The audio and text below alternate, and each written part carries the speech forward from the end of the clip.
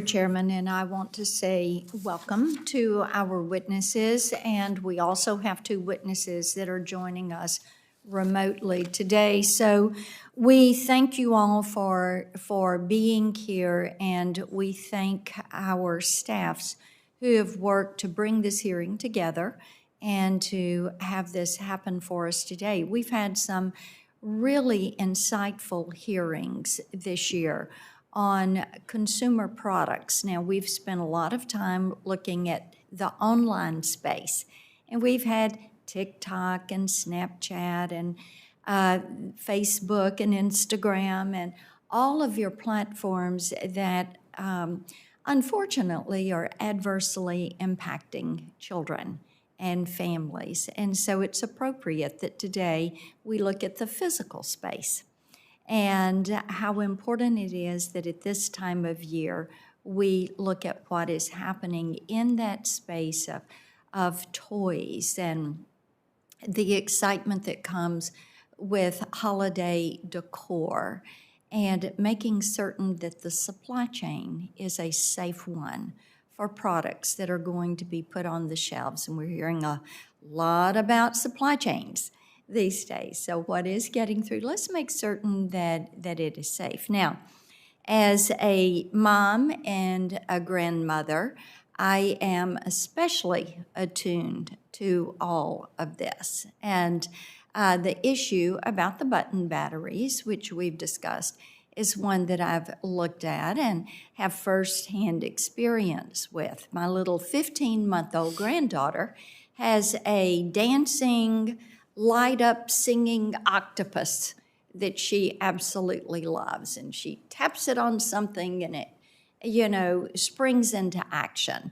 And she ran the batteries out on it. So my husband had to change the batteries. So he opens the back and it's the button battery. I sent him to the garage, to the trash can, to empty the batteries and then to get the replacement batteries so that it would work. But that's the kind of thing that becomes a hazard, and you don't expect that to be a hazard, but we know that it does. So we thank you, Ms. Ham-Smith, for being here, for sharing your story, and for the awareness that you bring to the issue. And today we're also going to hear about the voluntary steps that retailers can and should be taking as they look at product safety. A big part of this is standards development. And many times people will say, well, why do you think it's so important that we keep standard setting in the U.S. and not let China get into the business of standard setting? And one of the reasons that this is so important is because when you look at the supply chain, you look at innovation, you look at the products that are getting in there, we have a certain set of guidelines that are vitally important to us in order to protect what eventually gets through that supply chain and makes it to the shelves in our stores, and thereby what people have access to and what they're taking into their homes. We're very concerned about what we see happening with some of the infiltration of counterfeit products, things that are infringed on copyrights and are sold online, and people end up with this in their home.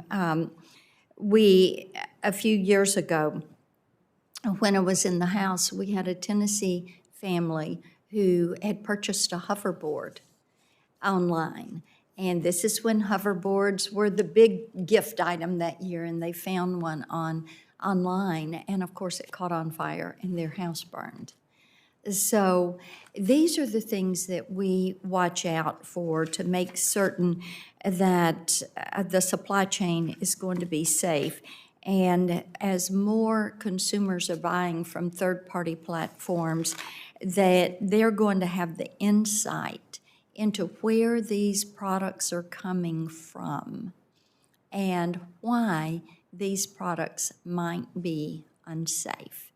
And this is an area that the chairman and I have discussed where Section 230 comes into play with needed reforms that would make certain that products that are on these third-party platforms are going to be as advertised. Now, we know that the CPSC, as the chairman said, has a role to play in all of this. They have a new chairman that has just taken the role over there, and we're looking forward to what they're going to bring forward as far as doing their due diligence. But to all of our witnesses today, the Toy Association, looking at the health of children, looking at these supply chains, it is important that everyone do their due diligence to make certain that products that are placed in the marketplace are safe. So, Mr. Chairman, thank you for this. Thank you again to our witnesses, and look forward to today's hearing.